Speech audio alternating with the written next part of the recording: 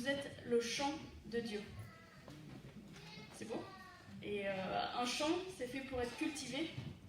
Dans un champ, on sème, on laboure, on prépare la terre, on plante des graines, on les fait pousser, et un jour vient la moisson, vient la récolte, et on récupère les fruits. Et c'est ce que Dieu fait avec nous. Dieu nous a plantés sur cette terre, il nous fait pousser. Des fois, on est un petit peu ronchon, on n'a pas envie de sortir la tête du sol.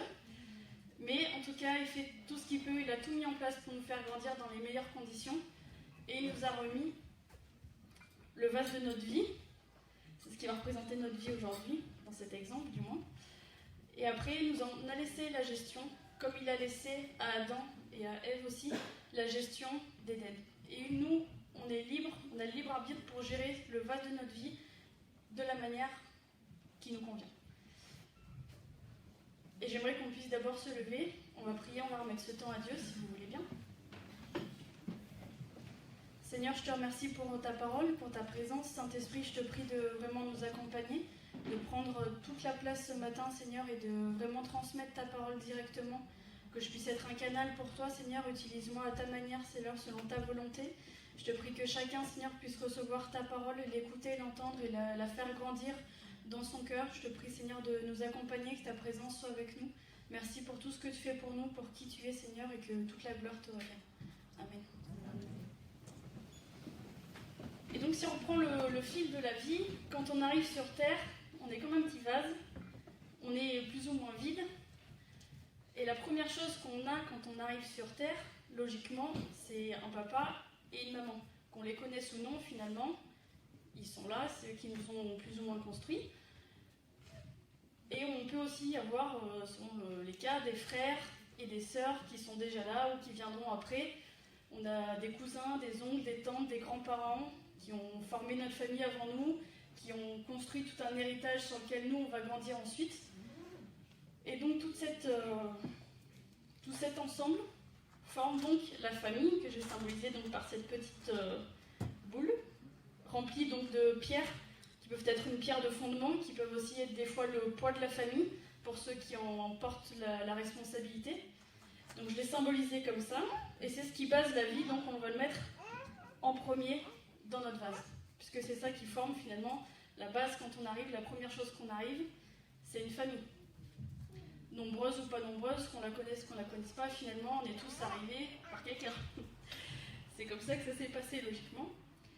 Et donc, au fil de notre vie, il y a plein de choses qui peuvent se rajouter, qui font partie de ce qu'on va appeler les immanquables. Il y a la famille, il y a aussi le travail, l'argent, les amis, et ça forme tout un ensemble. Donc on peut rajouter encore plein d'autres choses qui prennent un peu de place dans notre vie. Et donc il faut savoir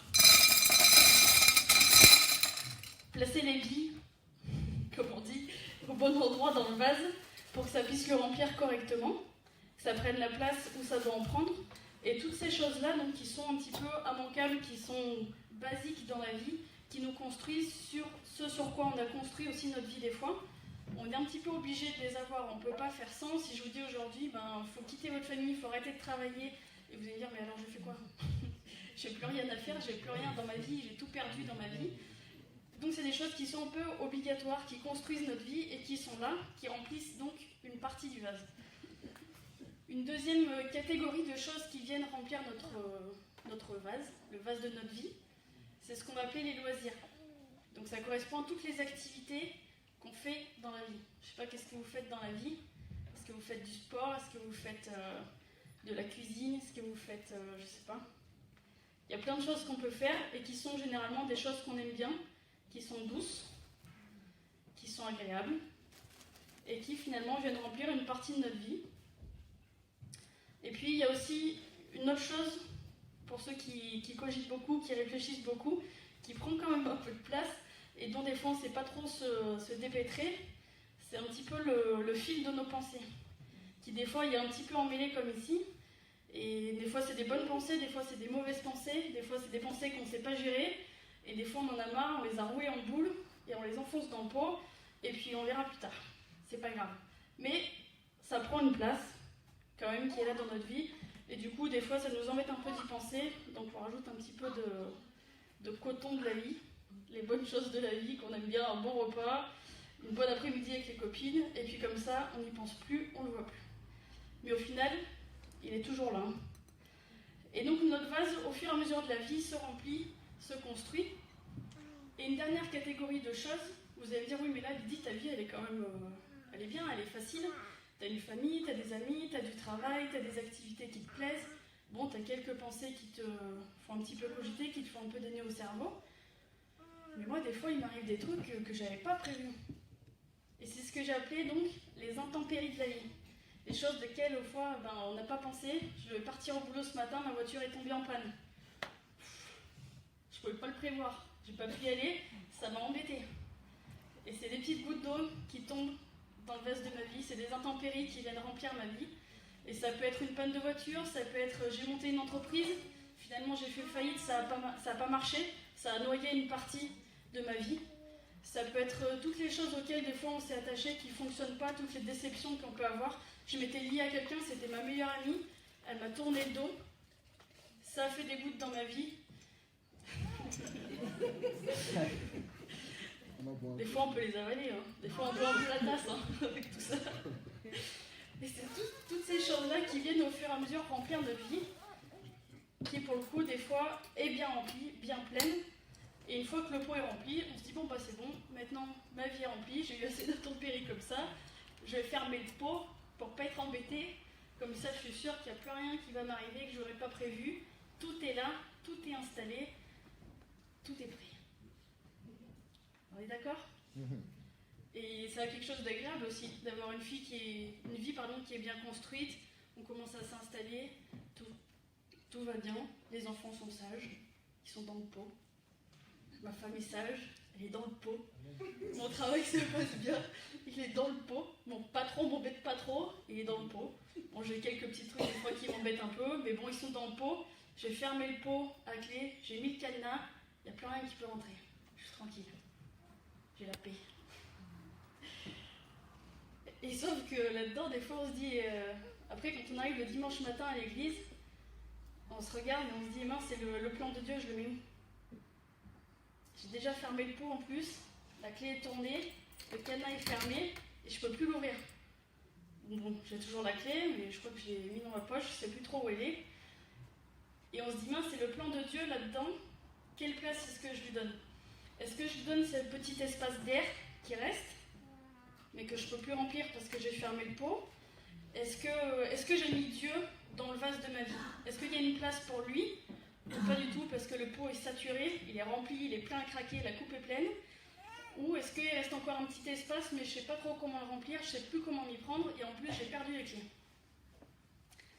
Et le problème, bien souvent, c'est que la coupe est pleine, et c'est difficile de remplir une coupe qui est déjà pleine. On est d'accord là-dessus. Là, il me reste encore un petit peu de place, mais bon, pas énormément. Et quand Dieu nous a envoyés sur terre, chacun de nous, aussi fou que ça puisse nous paraître, il ne nous a pas envoyés tout seuls finalement. Il nous a envoyés avec une petite graine qui est en fait le plan de Dieu pour notre vie. Et cette graine, elle est scotchée sur toi, hein. Tu ne peux pas t'en séparer. Tu ne peux pas la mettre au fond du pot, la cacher. Tu peux la cacher quelque part, mais tu ne pourras pas l'enlever de ta vie. Ça va te suivre toute ta vie. C'est des choses qui sont collées à toi parce que ça fait partie de toi. Et Dieu l'a mis en toi pour une bonne raison. Et cette bonne raison, c'est qu'il t'a associé à cette mission, à ce plan, parce qu'il veut que ce soit toi qui le fasses, et c'est toi qui as la compétence, la capacité et le savoir-faire, le savoir-être pour pouvoir faire éclore le plan de Dieu. Et donc chacun en a un différent, on n'a pas tous le même, on a chacun une graine différente. Mais c'est à nous de prendre conscience qu'on a cette graine et de la faire grandir. Et nos vies sont déjà pleines, il y a un verset dans la Bible, dans Proverbe, qui dit qu'il y a beaucoup de projets dans le cœur de l'homme. Et c'est un petit peu ce que symbolise ce vase. Dans le vase de notre vie, il y a plein de projets, il y a plein de choses. Il y a des choses qui sont bonnes, pas que des choses qui sont mauvaises. Il y a des fois des choses qui sont mauvaises aussi. Mais en tout cas, il y a plein de projets, il y a plein de choses. Dieu nous a donné de la créativité, on a plein d'idées pour faire plein de trucs. Et du coup, on remplit notre vase, on remplit notre vase, on remplit notre vase au fur et à mesure. Mais des fois, on a un petit peu oublié de mettre une place pour le plan de Dieu, ce que je vous disais. Et finalement, ce qui compte, c'est que le résultat va se voir à la fin. Voilà, comme je vous disais, au départ, on part avec une graine. Mais si je ne plante pas la graine et que je ne la fais pas pousser, je ne verrai jamais qu'est-ce que c'était comme plante.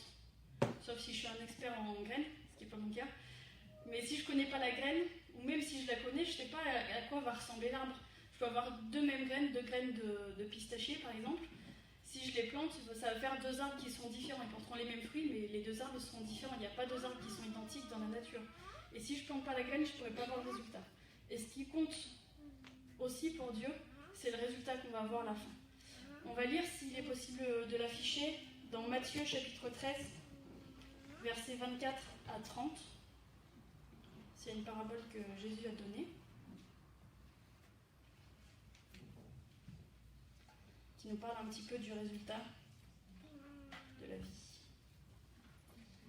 Il leur proposa une autre parabole et il dit : le royaume des cieux est semblable à un homme qui a semé une bonne semence dans son champ.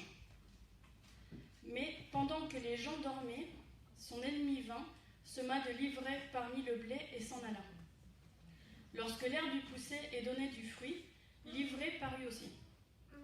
Les serviteurs du maître de la moisson vinrent lui dire : Seigneur, n'as-tu pas semé une bonne semence dans ton champ ? D'où vient donc qu'il y ait de l'ivraie ? Il leur répondit : c'est un ennemi qui a fait cela. Et les serviteurs lui dirent : veux-tu que nous allions l'arracher ? Non, dit-il, de peur qu'en arrachant l'ivraie, vous ne déraciniez en même temps le blé.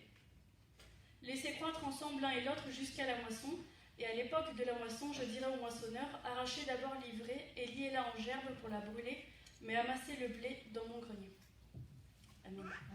Et donc cette parabole nous montre comment on peut planter des fois des choses dans notre vie, mais ce qui va compter à la fin, c'est est-ce que tu vas être brûlé avec l'ivraie ou est-ce que tu vas être avec le blé dans le grenier du maître.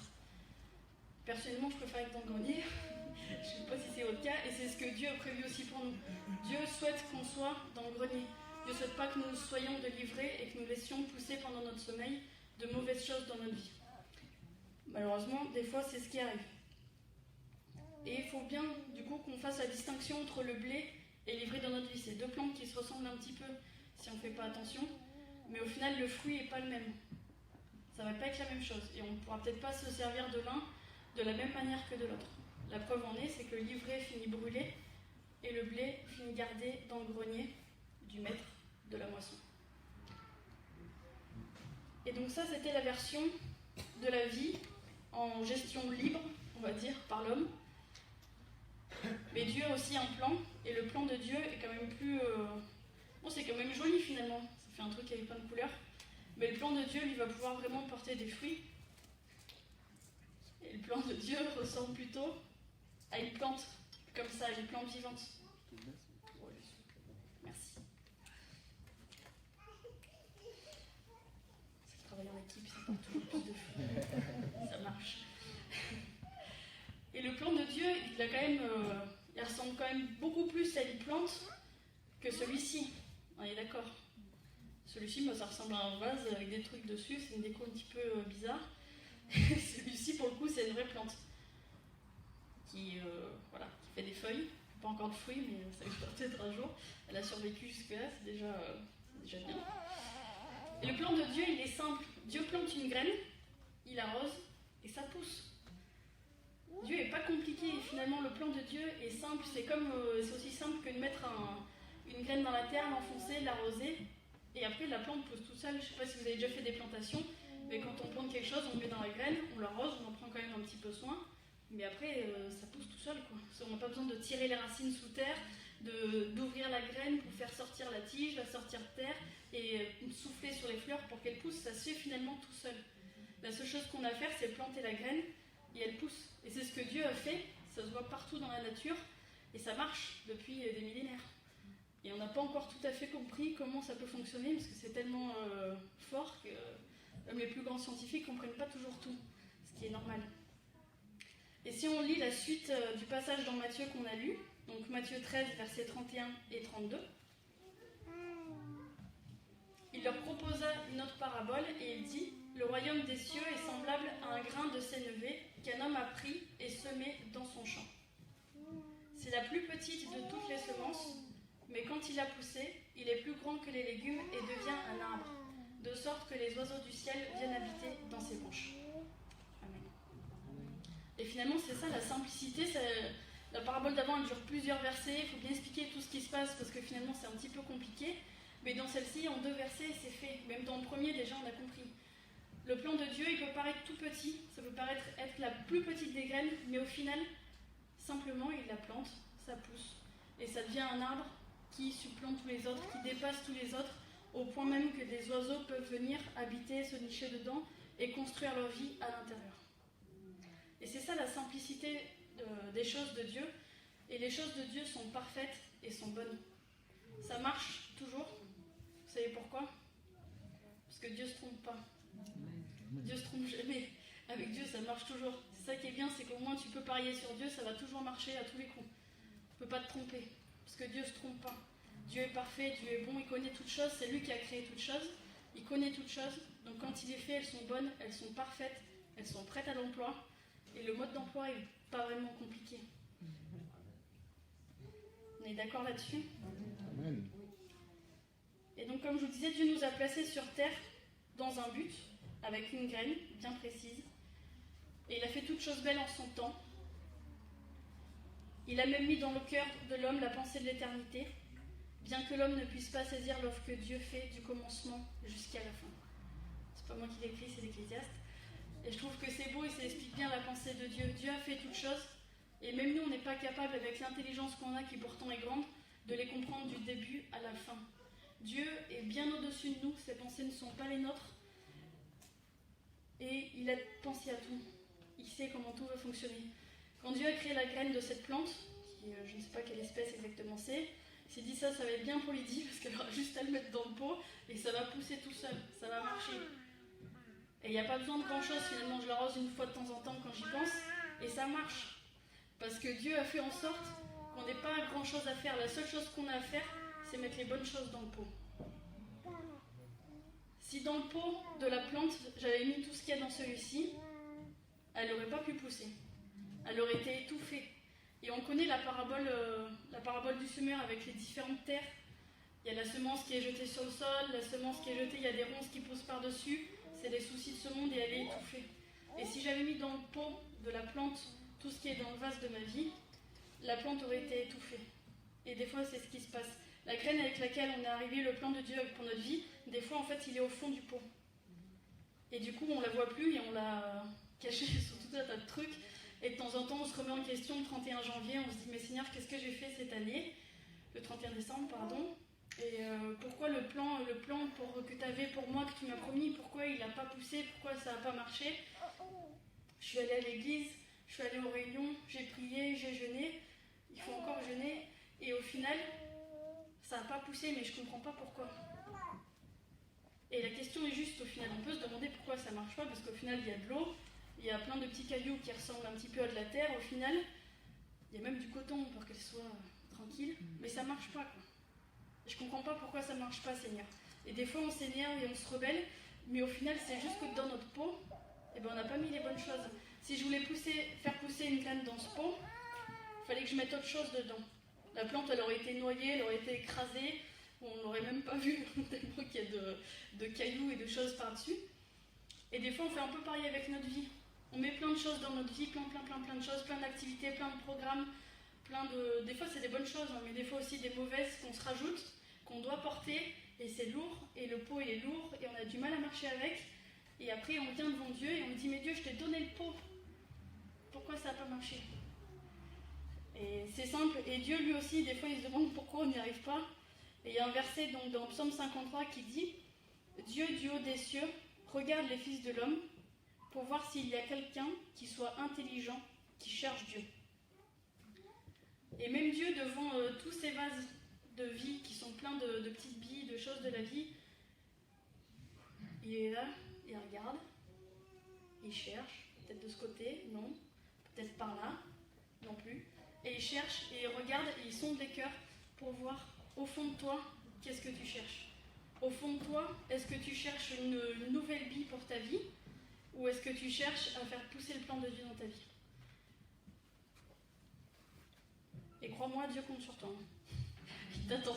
Il t'a envoyé avec cette graine, avec ce plan qu'il a pour ta vie, avec la mission que tu dois accomplir. Et du coup, il attend, quoi. Il attend, il dit, vas-y, plante la graine, vas-y, fais pousser la plante, quoi. Et nous, des fois, on attend et on s'énerve et on ne comprend pas pourquoi ça pousse pas dans ce pot. Et des fois, on n'arrive pas à comprendre. Mais finalement, c'est simple. Et si on se pose 5 minutes et qu'on réfléchit, la comparaison entre les deux pots est, je pense, assez claire. Si vous deviez choisir et faire pousser un nouvel arbre dans un des deux pots, vous choisiriez lequel? Le rouge? Ouais, moi aussi. Ça a l'air plus facile de pousser dans celui-là que dans celui-là qui est déjà plein, dans lequel il n'y a pas de terre et il n'y a rien dedans, qui est bon pour une plante en tout cas. Et la question, en fait, finalement, de tout ça, c'est est-ce qu'on est prêt à changer de pot? Est-ce qu'on est prêt de donner le vase de notre vie à Dieu, correctement, avec la clé? Est-ce qu'on est prêt à passer à un pot qui sera peut-être vide au début? Est-ce qu'on est prêt à faire ce changement-là, à passer ce qu'il y a pas dans notre vie, pour la gloire de Dieu et pour accomplir son plan dans nos vies? C'est un petit peu ça ma question aujourd'hui. Souvent, ce qu'on a fait, c'est qu'on a pris le pot de notre vie, qui est un petit peu lourd, et on allait vers Dieu et on lui a dit, ben Seigneur, je te remets mon pot, je le mets dans ton royaume, dans ton secteur, et comme ça tu vas pouvoir en prendre soin, le faire grandir, le faire fructifier, et mon pot sera beau à la fin et il ressemblera à une plante. Et au final, du coup, le pot est dans le royaume de Dieu. On a donné notre vie à Dieu, et on le croit fermement. Mais au final, dans le pot, est-ce que ça a changé le contenu du pot? Finalement, non. Mon pot, j'ai beau l'avoir changé de place et l'avoir mis dans le royaume de Dieu, il reste vide de sens, vide de plantes. Et au final, du coup, il y a toujours, il n'y a rien qui a poussé de plus. Le royaume de Dieu n'a pas grandi dans le pot.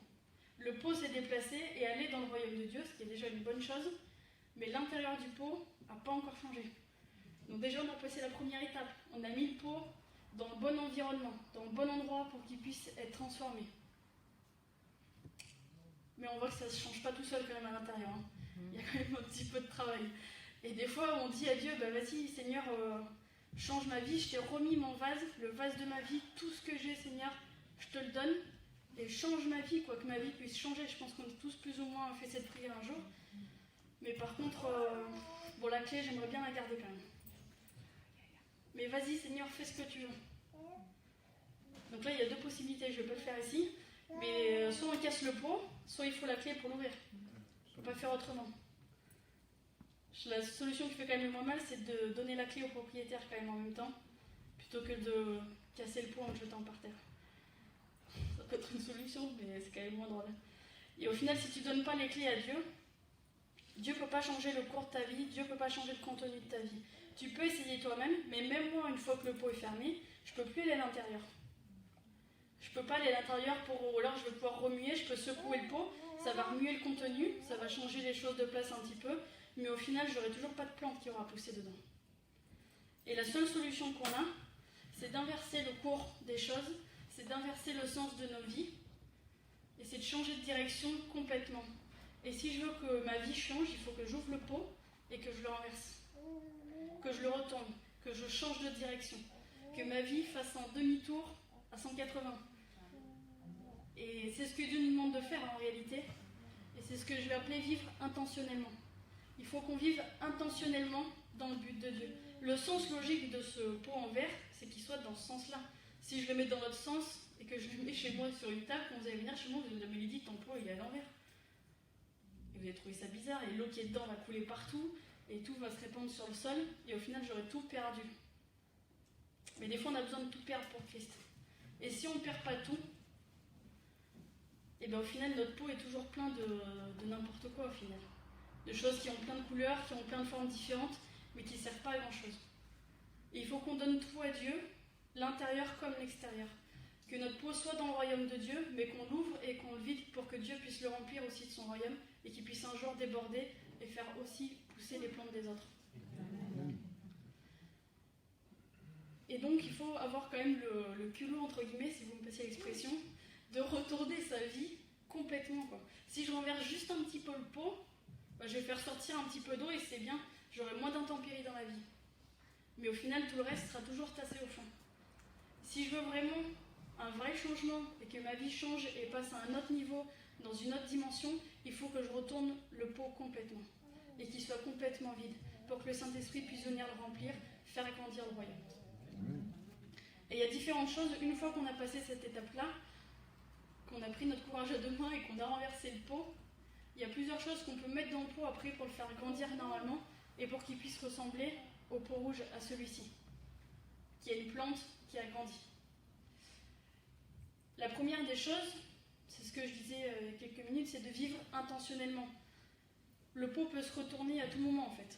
Dans un sens comme de l'autre. Une fois que je l'ai vidé, il faut que je fasse attention de ne pas le remettre droit pour qu'il y ait encore d'autres choses. Parce que les intempéries, quand il pleut, t'es dessous quoi. Et si mon pot est ouvert, les intempéries vont rentrer dedans. Et il y a de la terre qui va rentrer dedans, il y a plein d'autres choses qui vont rentrer dedans, qui vont prendre de la place dans ma vie. C'est ce qu'on voit des fois dans notre planning hebdomadaire. Moi j'ai prévu juste d'aller au boulot, d'aller à l'église dimanche, et puis au fur et à mesure de la semaine, ah bah non finalement il faut aussi faire ça, et il y a ça, et il y a ça, et la voiture en panne, il faut l'emmener au garage, il faut aussi que j'aille faire les courses, et mince j'ai oublié, j'avais rendez-vous avec Catherine, et j'ai oublié ça, et au final, le pot de la semaine est bien rempli. Et quand on arrive le dimanche, ça y est, la semaine est finie, il faut que je me repose quand même 2 heures, parce qu'après lundi il faut recommencer. Et c'est ça, vivre intentionnellement aussi, c'est faire le tri chaque semaine dans notre planning, dans nos activités quotidiennes, pour savoir où sont les priorités. Si je veux, courir un marathon dans 4 ans, pendant 4 ans, mon planning va être très différent de celui que j'ai actuellement. Je vais peut-être aller courir tous les jours, je vais m'entraîner, je vais faire du sport, pour que dans 4 ans, je sois une athlète prête à courir un marathon. On est d'accord là-dessus. Et au final, vous allez le voir. Peut-être qu'un jour, dimanche, je vais venir en jogging et que je rentrerai chez moi en courant pour m'entraîner, ou vous allez me voir courir partout dans tous les sens pour m'entraîner, pour pouvoir courir mon marathon, être prête et être en bonne condition physique. C'est logique. Et on reconnaît un sportif à ça. On le voit, il est toujours prêt, toujours en mouvement, il a une tenue spécifique, il a une mentalité spécifique. On dit toujours, ouais, les grands sportifs, ils ont le mental, ils ont la mentalité pour. Et c'est vrai. Mais au final, quand on est chrétien, ça doit se voir tout autant. Ça doit se voir dans ton planning, ça doit se voir dans tes vêtements, ça doit se voir dans ta manière de parler, de penser, d'agir, et jusque dans tous les moindres détails de ta vie. Et on doit se confier en Dieu entièrement dans toutes les choses de notre vie. Dans les grandes lignes, dans les grandes décisions de notre vie, quand on se marie, quand on choisit un travail, quand on choisit d'habiter à tel endroit plutôt qu'à un autre, mais aussi dans les petits détails. Parce que ta vie entière doit dégager Christ finalement. Si ta vie est remplie de Christ, ta vie entière va dégager Christ. Ce pot, il dégage une plante. Si je vous montre ce pot, je vous dis qu'est-ce que c'est ce pot ? Une plante, Lydie, c'est évident. Ça paraît logique à tout le monde. Et quand si je place l'un d'entre vous, un chrétien, ici, quand je vous dis qu'est-ce que tu vois ici ? Je vois une femme chrétienne, je vois un homme chrétien. Et ça doit se dégager de nous, on doit dégager l'amour de Christ. On doit dégager la présence de Dieu partout où on va finalement. Et c'est ce qui va nous permettre d'avoir des occasions pour témoigner, pour communiquer l'amour de Christ aux autres, pour prier pour eux. Et c'est ça que Dieu veut aussi, c'est ça, faire pousser le plan de Dieu dans notre vie. Quand on s'enfonce dans la terre, quand on enfonce la graine de notre vie dans la terre, dans la parole de Dieu, qui peut être symbolisée par cette terre justement, au bout d'un moment, la graine, elle va pousser, elle va sortir. Au début, quand une graine est sous terre, pour la regarder, il y a plein de vidéos sur YouTube, on voit d'abord ce qui pousse en premier sur la graine, c'est les racines. La graine s'ouvre un tout petit peu vers le bas, et il y a plein de racines qui sortent, qui vont un peu dans toutes les directions, et qui s'accrochent aux blocs de terre qui sont autour d'elle. Et nous, c'est ce qu'on doit faire, la première chose à faire dans notre vie, c'est s'ouvrir un peu et se confier en Dieu, faire pousser les racines de notre vie, et se plonger vraiment en Christ pour pouvoir grandir en lui. Il y a un verset donc dans Colossiens chapitre 2, versets 6 et 7, qui le dit très bien. Ainsi donc, comme vous avez reçu le Seigneur Jésus-Christ, marchez en lui, étant enracinés et fondés en lui, et affermis par la foi, d'après les instructions qui vous ont été données, et abondez en actions de grâce. La première chose, donc, c'est qu'on a reçu Jésus-Christ. Dans notre vie, on a reçu la graine, on a accepté cette graine, on a accepté de vouloir la faire pousser. La deuxième chose, c'est qu'on a décidé de marcher en lui, de retourner notre peau et de marcher dans la bonne direction vers Christ. Et la troisième chose, c'est d'être enraciné et fondé en Christ. Est-ce que ta vie aujourd'hui est réellement enracinée et fondée en Christ ? Il n'y a que toi qui peux répondre à cette question. Je ne te demande pas de nous le dire tout de suite forcément, mais réfléchis à ça. Et essaye d'y réfléchir un peu plus d'une fois par an quand tu fais le bilan à la fin de l'année. Moi, je fais le bilan à la fin de l'année, je me dis, bon, qu'est-ce que tu as fait en 2017 ? Je dis, bon, tu as fait ça, c'est bien. Et qu'est-ce que tu aurais pu faire de plus ? Comment est-ce que tu as géré ton temps ? Est-ce que ça, tu avais vraiment à le faire ? Ou est-ce que tu aurais pu prendre ce temps pour faire autre chose? Ça, tu l'as fait et c'était bien. Et ce petit point-là, il faut qu'on apprenne à le faire un peu plus souvent pour savoir dans quelle direction vont nos racines et contrôler l'état de la plante, savoir si elle est en bonne posture ou pas et si elle est en train de pousser dans le bon sens. Il y a une deuxième chose qui est importante, c'est de prendre conscience que de retourner son pot et de le remplir donc de la terre de la parole de Dieu, de planter la graine et de la faire pousser, ça risque de paraître bizarre. Dans un monde aujourd'hui où tout le monde a une vie un peu comme celle-ci, si toi tu te présentes comme ça, bah forcément t'es quand même très différent. Et des fois nous chrétiens on est très différents du monde, par nos principes, par nos valeurs, par notre mode de vie, mais du coup on se cache un peu. Et il est écrit dans la Bible qu'une lumière n'est pas faite pour être cachée sous un boisseau. Et si Dieu a fait de toi une lumière, c'est pas pour que tu te caches et que la plante, on la mette derrière là-bas et que personne la voit et qu'on voie simplement ton ancien vase. C'est pas le but de Dieu et c'est pas ce qu'on doit faire aussi. Le fait qu'on soit différent, on est tous différents, de toute façon. Dieu a fait toutes choses différentes, même dans la nature. On appelle ça la biodiversité. Tous les écolos vont être avec moi. Et c'est quelque chose qu'on cherche à protéger, même dans le monde, dans la nature, on cherche à protéger la biodiversité pour qu'on puisse conserver toutes les différences qu'il y a dans la nature, toutes les différentes espèces. Et nous, les chrétiens, on est une espèce différente et on est la seule espèce qui essaye de devenir comme les autres. Et on se dit, ah ben non, quand même, faut quand même que je garde un petit peu de, je sais pas, de quelque chose du monde pour être un petit peu accepté avec les gens avec qui je travaille, pour garder mes amis, pour pouvoir garder mon travail tout court, pour quand même pouvoir vivre en société correctement. Mais Dieu ne nous appelle pas forcément à vivre correctement en société. Dieu nous appelle certes à respecter notre pays, à respecter les lois, à respecter les gens avec qui nous vivons, mais il nous appelle à être différents. Il nous appelle à être chrétiens et à le démontrer dans toute la puissance de ce que ça peut représenter. Et c'est quelque chose qui est important, il faut en prendre conscience avant de retourner ton pot parce que ça va changer ta vie. Je te le garantis, si tu prends le pot, que tu le retournes, il va être vide, il va falloir le remplir, il va falloir travailler et il va falloir marcher un petit peu à l'écart. Et il y a un verset dans le psaume 119, je vous invite à le lire entier si vous en avez l'occasion. C'est le psaume 119, verset 45, qui dit « Je marcherai au large parce que je recherche tes ordonnances ». Et quand on recherche à vivre une vie comme cette plante et à vivre le plan de Dieu, il faut rechercher les ordonnances de Dieu. Il faut chercher le plan de Dieu, tu vas le chercher et chercher les instructions, comment le faire grandir, comment le faire pousser pour qu'il puisse devenir un arbre grand et fort. Et ça va te demander de marcher un petit peu au large. Alors pas au large de tout le monde, parce que sur le chemin, tu vas trouver plein de chrétiens qui font la même chose que toi, qui vont t'épauler, qui vont t'aider, qui vont pouvoir te conseiller. Mais tu vas être un petit peu en marge du monde, en marge de cette société. Mais sur Patrice, c'est une bonne nouvelle. Dans ce monde, finalement, il n'y a pas grand-chose de bon pour des gens qui sont chrétiens et qui cherchent Dieu. Il y a plein de choses qui peuvent paraître bonnes. Tu peux trouver des moments de plaisir, des moments où tu vas partager des choses avec des gens, mais en réalité, tu ne trouveras pas la vraie vie, la vie en abondance que Christ nous a promis en lui, dans son plan, avec son pot et sa graine. Et c'est quelque chose qui devrait être notre priorité en fait dans notre vie. Pas forcément se démarquer pour des choses qui n'ont pas de sens, mais pour toutes les choses qui vont te démarquer en tant que chrétien, fais-le. N'hésite pas et n'aie pas peur de montrer que tu es chrétien et d'en être fier. Moi, si quelqu'un physiquement dans la rue sauvait ma vie, par exemple, je serais sur le point de me faire écraser par un bus et quelqu'un m'attraperait et me sauverait, et ben purée, je serais fière de cette personne, quoi. Et je le dirais à tout le monde. Vous avez vu, cette personne-là, elle a sauvé ma vie, quoi. Ça m'a changé, j'aurais pu mourir. Et finalement, c'est une bonne image de ce que Christ a fait avec nous. On allait traverser la route sans regarder, et il nous a ramassés au dernier moment, des fois, pour qu'on puisse reprendre le fil de notre vie, se dire « Oulala, et j'allais marcher dans le bus, j'ai même pas vu ».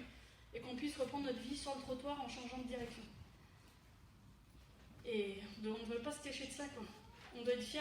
Le monde entier va vouloir nous cacher sous un pot et nous dire « Écoutez, les chrétiens, vous êtes bien gentils, mais vous restez sur le côté et vous ne faites pas de bruit. On vous laisse faire des associations cultuelles, c'est déjà pas mal. » On peut l'accepter, mais on peut aussi être fier d'être chrétien, se battre pour nos valeurs et se battre pour la cause de Christ. Ce qui, je pense, devrait être une priorité pour tous dans nos vies. Et c'est ce qui est très bien écrit aussi dans Romains 12, verset 2. La Bible est vraiment géniale quand même. Il y a tout, quoi. Tout est bien écrit, tout est parfaitement dit, il n'y a pas de mots au hasard. C'est bien comme ça met clairement les choses, quoi. Et dans Romains 12, verset 2, verset que je pense que tout le monde a déjà entendu dans cette église pas mal de fois, il est écrit « Ne vous conformez pas au siècle présent, mais soyez transformés par le renouvellement de l'intelligence, afin que vous discerniez quelle est la volonté de Dieu, ce qui est bon, agréable et parfait. » Et quand on dit ne pas se conformer au siècle présent, c'est à la pensée de ce monde, à la manière de vivre de ce monde, à la manière de faire toutes choses dans ce monde, les choses simples du quotidien, comme les choses qui sont un peu plus compliquées, qui demandent un peu plus de réflexion. Et en fait, toutes ces choses-là, on ne doit pas s'y conformer. Si tu cherches un travail, prie pour accepter le bon job.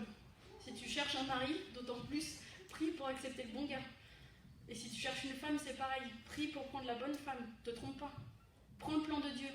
Et si tu prends le plan de Dieu, c'est sûr de ne pas te tromper. C'est facile quand même. Dans ce monde-là, il y a plein de choses où on va vous dire ouais, mais t'as vu, pour faire ça, c'est compliqué. Tu peux te stresser, t'angoisser pour tout. Pour choisir où tu fais tes courses, tu peux te stresser et t'angoisser. Parce que si tu vas à Leclerc, ça va être peut-être moins cher qu'à Auchan sur certains produits, mais à Auchan, ça c'est plus cher, donc il faudrait que j'aille à côté pour prendre ça. Et au final, ça devient un truc, on s'en sort jamais. Et le moindre petit truc comme aller faire ses courses, dans ce monde-là, ça peut devenir un stress pas possible. Et si t'es déjà de nature un petit peu stressé, angoissé, c'est fini. C'est vrai quand même. Et tout est stressant, tout est compliqué. Aujourd'hui, si tu veux te marier dans le monde, bon courage. Et tu peux chercher pendant longtemps avant de trouver quelqu'un, et tu peux recommencer plein de fois. Mais si tu prends le plan de Dieu, c'est simple. Il n'y a rien de compliqué. Tu prends la graine, tu la plantes, t'arroses, et ça va pousser tout seul. Ça va te demander des efforts, mais l'effort que ça va te demander, c'est juste d'être dans le bon pot et de mettre les bonnes choses dans le pot. Mais si tu mets les bons ingrédients dans le pot, ça marche. Mais moi, j'ai réussi avec cette plante. C'était pas gagné d'avance. Mais c'est pas compliqué, quoi. Et c'est juste, ce qui nous manque des fois, c'est cette démarche de foi, de dire, bah oui, juste avec cette petite graine, ça va marcher. Parce que cette graine, elle est parfaite, et elle a tout ce qu'il faut à l'intérieur pour faire un arbre tellement grand que les oiseaux du ciel pourront venir s'y abriter. Amen. Amen. Donc, osons marcher au large, osons être différents, et en réalité, c'est une force. La dernière chose qu'il nous faut, en plus de tout ça, quand même, vous pouvez demander au jardinier, si vous en voyez un, c'est quand même, le jardinier, ça demande un peu de travail. Ça demande de mettre les gants, d'aller creuser dans la terre, d'aplanir le sentier, des fois, de creuser des trous avec des pioches, avec des pelles, de sauter sur la pelle pour pouvoir l'enfoncer bien profondément, faire un grand trou pour pouvoir mettre une graine. Après, tous les soirs, il faut l'arroser, mais après que le soleil se soit couché, puisque sinon ça va brûler les feuilles. Il y a plein de conditions. Ma belle-mère serait là, elle serait ravie, parce qu'elle connaît tout sur les plantes. Et elle pourrait vous dire tout du début à la fin. On va peut-être engueuler avec cette plante. On me dit, mais non, Lydie, tu ne peux pas faire ça avec cette plante, parce que là, il va y avoir trop de lumière. Il faut que tu la mettes mi-ombre, mi-soleil. Que tu l'arroses de 10 centilitres par semaine. Sinon, ça sera trop pour elle. Et au final, il faut qu'on ait le bon mode d'emploi pour faire pousser notre graine. Et ça demande de l'attention. Ça demande de rester éveillé. Dans le passage qu'on a lu tout à l'heure, avec la parabole du blé et de l'ivraie, est-ce que vous vous souvenez à quel moment l'ivraie est plantée? C'est quand tout le monde dort. Bonne réponse.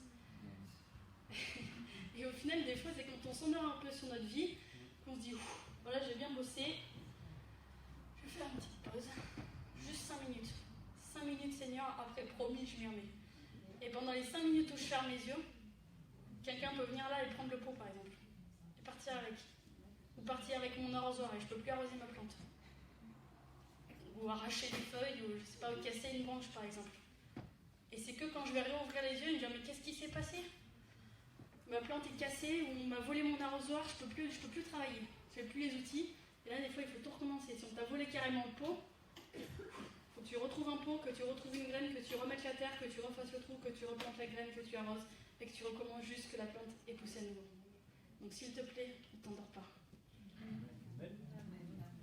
Reste éveillé sur ta vie. Sois constamment conscient de ce qui se passe dans ta vie. Vis intentionnellement pour ne pas te tromper et pour ne pas laisser de place au diable. Au final, quand tu es en Christ et quand tu es dans le royaume de Dieu, le diable peut prendre que la place que tu lui laisses. Le reste, il ne peut pas. Il n'est pas autorisé sur le territoire. Il ne peut pas rentrer. Mais si tu lui laisses une porte ouverte, ou si tu fermes les yeux et que tu te tournes, il peut passer et tu ne le verras pas forcément. Il peut passer comme un truc, hop, s'en aller, et peut-être que tu vas t'en rendre compte que 2 ou 3 mois après, mais il est venu et il t'a volé quelque chose. Ou il a tué quelque chose chez toi. Et on ne peut pas se le permettre. Quand on voit tout le travail que c'est pour faire pousser une plante, on ne peut pas se permettre d'avoir un moment d'inattention et de laisser le diable prendre quelque chose dans notre vie, nous le voler ou le détruire ou l'égorger, comme il sait si bien le faire. Quand un nouveau-né arrive, les parents ne le lâchent pas des yeux une seconde. Hein. Même des fois, maintenant, ils ont inventé des systèmes. Tu peux mettre une caméra au-dessus du lit de ton enfant et tu peux regarder l'écran depuis ta chambre, quoi, pour pas le quitter des yeux et voir si tout va bien constamment. Et ça montre bien qu'au fond de nous, on a cette bienveillance de surveiller et de veiller au grain et de surveiller ce qu'on vient de planter et qui est en train de pousser, puisqu'on le fait même pour nos enfants. Et au final, des fois, on oublie de le faire avec notre propre vie, mais c'est très important, puisque notre vie a autant de valeur que celle des autres, et elle a la valeur du plan de Dieu. Et ce qui est important, c'est de mettre le plan. Si on regarde le plan de Dieu en premier dans notre vie, c'est là déjà qu'on commence à rentrer dans la vraie vie. Quand on met le plan de Dieu en priorité dans notre vie, c'est là que les choses vont pouvoir grandir, prendre du sens et s'installer correctement. C'est ça qui est important. Mais si on regarde constamment à ça, déjà, on ne verra pas les soucis qui sont à côté et les problèmes qui sont à côté. Ça ne veut pas dire qu'il n'y en aura pas, ça ne veut pas dire que le chemin ne sera pas difficile. La porte est étroite et resserrée. Mais le chemin, en tout cas, le but final, est quand même plus intéressant que le but final du monde. Et donc, ne pas s'endormir, rester constamment éveillé, vivre intentionnellement pour ne pas perdre de vue la cause de Christ, ne pas perdre de vue le plan de Dieu, et constamment l'avoir en face des yeux. Si tu as peur de l'oublier, écris-le chez toi, sur les murs. Moi, j'ai fait ça chez moi. Il y a des versets partout, dans toutes les pièces, quasiment. Mais j'aime bien les gens qui viennent chez nous, ils disent, dis donc, vous êtes chrétien, vous ? Oui. Ah bon, ça se voit. Oui, il y a des versets partout, mais souvent les gens nous demandent pourquoi. Et l'autre jour, il y a un jeune qui est venu chez nous, qui était venu avant notre mariage, donc déjà il y a un moment. Il se dit, ouais, mais tu vois, le verset que tu avais mis à cette époque-là, il m'avait vraiment parlé, et je m'en souviens encore. Mais moi, je ne me souvenais pas tout à fait ce que c'était comme verset, parce qu'on change régulièrement, mais lui, ça l'avait marqué, ça l'avait impacté, et ça avait commencé à changer sa vie. Et au final, tu vois, cette fierté que tu peux avoir d'être chrétien et de l'afficher ouvertement, ça peut aussi bouleverser la vie des autres et les amener à changer et à connaître Christ. Et c'est important de le faire, parce que finalement, c'est ce que Dieu nous demande. Encore une fois, c'est pas compliqué. Et ce qu'il faut faire aussi, c'est se dire par exemple, Seigneur, j'ai accepté de changer de peau, mais tout ce qui était dans mon pot avant, qu'est-ce que j'en fais en fait? Ma famille, mes amis, tout ce que j'ai appelé les immanquables tout à l'heure, je ne peux pas les enlever de ma vie comme ça du jour au lendemain, parce que j'ai choisi de suivre le plan de Dieu. Si Dieu t'a confié une famille aujourd'hui, c'est pas pour que tu l'abandonnes, pour suivre son plan. C'est pas logique. Dieu n'est pas quelqu'un qui abandonne les autres. Donc Dieu ne veut pas que tu sois quelqu'un qui abandonne les autres. Ce qu'il faut simplement que tu fasses, c'est qu'au lieu de voir ta famille, comme on l'a vu tout à l'heure, comme une pierre, comme un caillou, demande à Dieu que ça devienne une semence. Et crois-moi, Dieu a des semences à revendre. Il en a plein. Et chaque semence peut porter du fruit, peut porter un nouvel arbre, et peut permettre à d'autres oiseaux du ciel de venir se cacher à l'intérieur. Et au final, ne vois pas toutes les choses que tu as eues dans ta vie comme des problèmes, des cailloux que tu vas devoir traîner comme un boulet derrière toi, mais demande à Dieu de te donner la semence pour le voir de la bonne manière et de le voir comme une semence de Dieu, comme une semence de Christ, et que tu peux faire grandir dans ton pot, et qui pour le coup vont aider ta plante à grandir, et qui vont aussi faire pousser d'autres plantes, d'autres fruits. Et au final, ta récolte en sera beaucoup plus grande. Mais ce qu'il faut, c'est pas prendre les cailloux que tu avais là et les mettre dans ta plante. Tu ne peux pas mettre toi-même les choses que tu veux dans le plan de Dieu. Les choses que tu veux, demande-les à ton Père, et il sera bon et juste pour te les donner. Mais demande-lui les bonnes choses, pour qu'au lieu de te donner les cailloux de ta famille, il te donne les graines de ta famille, pour que tu puisses les aider à faire pousser et à grandir leurs propres fruits, leurs propres branches et leurs propres arbres. Il ne faut pas non plus regarder à la taille de la graine. Dans cette petite boîte là, je ne sais pas combien il y a de graines, mais il y en a peut-être des milliers. Et au final, elles sont toutes petites. Et c'est comme le grain de sénévé, il est tout petit. Mais ça ne veut pas dire qu'il n'est pas bon, et ça ne veut pas dire qu'il n'y a pas tout ce qu'il faut à l'intérieur. On a tous une graine différente. Au final, Si moi j'ai un grain de sénévé et que tu as un noyau d'avocat qui est beaucoup plus gros ou un noyau de mangue, il sera beaucoup plus gros, il aura l'air beaucoup plus solide, et le mien aura l'air tout petit, et je peux le perdre à tout moment, parce qu'il est tout petit, donc il faut que j'y fasse attention. Mais au final, ne regarde pas la graine de l'autre, regarde à la tienne, et laboure ton champ, plante tes propres graines. Et tu sais quoi, il y a des choses qui sont communes pour faire planter toutes les plantes. Il faut de la terre, il faut creuser un trou et mettre la graine à l'intérieur, et arroser une fois de temps en temps. Les mettre au soleil ou pas selon les plantes. Mais au final, il y a quelques bases qui sont communes. Et les bases qui sont communes, c'est la parole de Dieu. C'est son amour, c'est son Saint-Esprit. Toutes ces choses-là sont des valeurs de base pour toutes les plantes que nous sommes. Et après, il y a des spécificités selon chaque graine, selon chaque plante. Donc tu ne peux pas regarder ce que fait le voisin et copier pour faire tout comme lui. Parce que lui, purée, son arbre, il est cool. Et il est bien, il est grand, il a l'air solide. Ses petites feuilles, elles ont un petit liseré blanc, ça me plaît bien, j'aimerais bien la même chose dans mon champ. Mais Dieu, dans son champ, il a besoin de plein d'arbres différents. Sinon, si on plante tous des cerises, on va manger que des cerises. C'est dommage, parce qu'il y a plein d'autres choses qui sont bonnes. Et ça ne veut pas dire que c'est mauvais ce que l'autre fait, mais ça veut dire que ça doit être différent. Et chacun en est différent, physiquement, intérieurement, parce que Dieu a fait de nous une graine qui est différente. Et il a un plan pour chacun de nous qui est différent. Et prends conscience de ta différence, prends conscience du plan de Dieu personnel pour ta vie. Ne te dis pas que, ma soeur, elle a fait ça, donc je dois faire comme elle, ou mon frère, il a fait ça, je dois être comme elle, ou je vais marcher dans les traces de mon père et faire tout comme lui. C'est pas forcément le plan de Dieu pour ma vie. Mon père, par exemple, a fait plein de bonnes choses, et j'en suis fière, mais je peux pas faire tout comme mon père. Sinon, les erreurs qu'il a pu faire ou le temps qu'il a pu perdre, si je fais la même chose que lui, je vais perdre le même temps et je vais faire les mêmes erreurs. Et vous allez tous me dire, Lydie, quand même, tu le savais, c'est ton père. Ça aurait été dommage de faire ça. Et en plus, j'aurais reproduit le plan que Dieu avait pour mon père, mais au final, le mien, je l'aurais laissé de côté. Et c'est pas une bonne chose non plus. Et ce qu'il faut donc, c'est bien prendre conscience de ta différence et chercher le plan que Dieu a pour toi, personnellement. Dieu t'a pas mis là au hasard, et il t'a pas envoyé sur terre au hasard avec les qualités que tu as, la mentalité que tu as, la manière de réfléchir que tu as, la manière d'être que tu as, ton propre style, et il faut que tu le cultives et que tu le fasses grandir.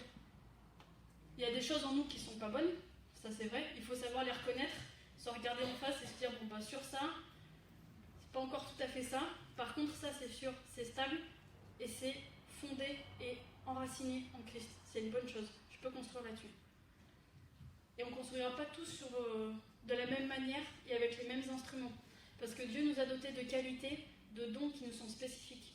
Et chacun a sa manière de faire. Dieu nous a créés différemment pour une bonne raison. C'est pour qu'on puisse chacun faire des choses différentes et qui ont tout à sa gloire. Amen. Il est important de savoir quel est notre propre but, les choses que nous, on doit faire personnellement et pour lesquelles Dieu nous a envoyés sur terre. Et si tu ne le sais pas encore, cherche-le. Demandez, vous recevrez, cherchez, vous trouverez, frappez et on vous ouvrirez la porte, c'est écrit. Et c'est des choses qu'on doit appliquer dans notre vie. Si tu ne sais pas encore quel est le plan de Dieu pour ta vie, c'est possible. C'est pas une honte, c'est pas une tare non plus. Mais cherche la graine qui est en toi, cherche la pépite d'or qui est en toi. Il y a dans la Bible une parabole où c'est un homme qui voit un champ et il voit qu'il y a un trésor dans le champ et il part vendre tout ce qu'il a pour acheter le champ. Et ce champ, des fois on voit la parabole un peu dans l'autre sens, mais finalement des fois le champ c'est nous. Et la personne qui a tout vendu pour acheter le champ, c'est Dieu. Jésus, il a tout donné. Il a tout vendu pour acheter le champ de ta vie. Parce que dedans, il a vu un trésor. Ce qui est bien, c'est que le trésor, c'est lui qui l'avait mis. Forcément, il savait que c'était un bon plan, parce qu'il avait vu le trésor de Dieu en toi. Et comme il sait mieux que personne que Dieu ne se trompe pas, il s'est dit, ce champ-là, c'est un bon champ. Et je vais le prendre. Et c'est ça qui a fait de nous le champ de Dieu aujourd'hui. Et si Dieu lui-même a pris la peine de vendre tout ce qu'il avait pour acheter le champ, crois-moi, c'est que le champ vaut le coup. Dieu ne se trompe pas. S'il a racheté ce champ-là, c'est qu'il avait vraiment de la valeur. Amen. Et de ce trésor, on va pousser de grandes choses aussi. Et il faut placer notre foi là-dedans. Et j'aimerais finir en lisant un passage de Proverbes, au chapitre 28, du verset 18 à 20, qui dit « Celui qui marche dans l'intégrité trouve le salut, mais celui qui suit deux voies tortueuses tombe dans l'une d'elles. Celui qui cultive son champ est rassasié de pain, mais celui qui poursuit des choses vaines est rassasié de pauvreté. Un homme fidèle est comblé de bénédictions, mais celui qui a hâte de s'enrichir ne reste pas impuni. Et c'est vraiment le verset, pour moi, qui regroupe un petit peu tout ce que j'ai dit aujourd'hui. Ce qu'il nous faut donc, si on suit le mode d'emploi, c'est de marcher dans l'intégrité pour trouver le salut, de suivre une seule voie, la voie de Christ, même si c'est la plus dure, même si c'est la plus compliquée, c'est celle qui à la fin te permettra d'être avec le blé dans le grenier et pas être jeté au feu avec l'ivraie. Tu dois cultiver ton champ, ton propre champ, pas celui du voisin, être un homme ou une femme fidèle. Si tu fais ça, tu seras rassasié de pain et comblé de bénédictions. C'est pas un chantage, c'est pas faites-le pour avoir le pain et les bénédictions. C'est une conséquence logique. Si tu es dans le plan de Dieu et que tu marches selon Dieu, que tu cherches à accomplir la volonté de Dieu, Dieu ne va pas te laisser tout seul. Dieu ne va pas te laisser dans la famille. Parce que Dieu t'aime et Dieu veille, lui, constamment. Il y a un chant qu'on chante qui dit tu ne dors ni sommeil. Et c'est la réalité. Nous, des fois, on s'endort un petit peu sur nos vies, mais Dieu lui veille constamment sur toutes les vies de tous ses enfants, de toute la population mondiale. Ça fait quand même pas mal de monde. Et à nous aussi donc de rester éveillés sur nos vies pour poursuivre cet objectif-là du plan de Dieu. Amen. Amen. Et comme ça, on pourra arriver à la fin. J'ai lu cette citation il n'y a pas longtemps d'une femme qui disait « J'aimerais arriver à la fin de ma vie, être devant Dieu et pouvoir lui dire j'ai plus aucune, pas une once de talent restant, j'ai utilisé tout ce que tu m'avais donné. » J'ai vu ça, je dis waouh, pas mal quand même comme objectif de vie. Et au final, c'est un petit peu l'objectif que j'attache à ma vie. J'aimerais vraiment de tout mon cœur arriver à la fin et dire à Dieu, Seigneur, j'ai tout utilisé, tout ce que tu m'as donné. Toutes les graines que tu m'as données, je les ai plantées, tous les outils, toute l'eau que tu m'as donnée, toute la terre, tous les pots que tu m'as demandé de remplir, j'ai tout fait. J'ai tout accompli, comme Jésus. Si je peux arriver à la fin de ma vie et dire à Dieu, j'ai tout accompli, je vais me auto-checker. Franchement, c'est le but ultime qu'on peut vouloir dans notre vie, c'est satisfaire Dieu à 100% dans tout ce qu'il nous a demandé de faire. Et si vous partagez cette volonté avec moi, j'aimerais qu'on puisse se lever et prier pour que Dieu nous inspire dans toutes ces choses.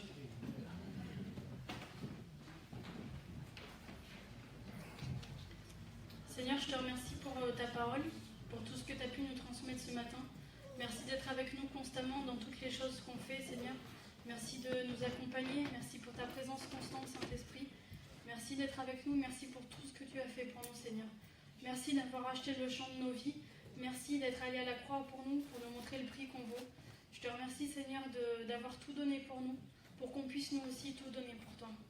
Et je te bénis, Saint-Esprit, d'être avec nous constamment, de nous aider, Seigneur, à grandir dans ton plan, à grandir dans ta volonté, Seigneur, pour accomplir ta parole. Qu'on puisse vraiment chérir cette graine de notre vie que tu nous as donnée, chérir le plan de Dieu, ton plan, Seigneur, que tu as pour nous. Qu'on puisse le chérir au point de vouloir le faire grandir, le faire croître, l'arroser de la bonne manière, Seigneur, prendre les bonnes instructions dans ta parole, Seigneur, qui est parfaite, pour pouvoir faire grandir le plan de Dieu dans nos vies et pouvoir porter les fruits que tu attends qu'on porte, Seigneur. Je te prie que chacun, Seigneur, puisse ouvrir son cœur et prendre conscience du plan de Dieu que tu as mis à chacun. Saint-Esprit, je te prie de parler à chacun pour leur montrer aussi, leur révéler le plan que tu as pour eux, leur révéler les dons, les talents, les qualités que tu as mis en eux, Seigneur, pour qu'ils puissent l'accomplir, toutes les armes que tu leur as données, tous les talents, Seigneur, que tu leur as offerts gratuitement, pour qu'ils puissent élever ton nom, élever ta gloire, Seigneur, et marcher selon toi. Je te remercie, Seigneur, encore pour vraiment tout ce que tu fais, Seigneur, dans nos vies. Merci de nous mettre à part pour toi, Seigneur, de nous avoir sanctifiés, Seigneur, par ta grâce et ton amour.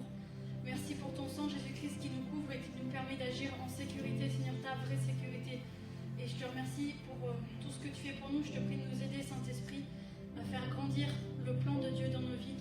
On vient humblement devant toi, Seigneur, te remettre la graine et le vase de notre vie, vide et ouvert, Seigneur, pour que tu puisses le remplir.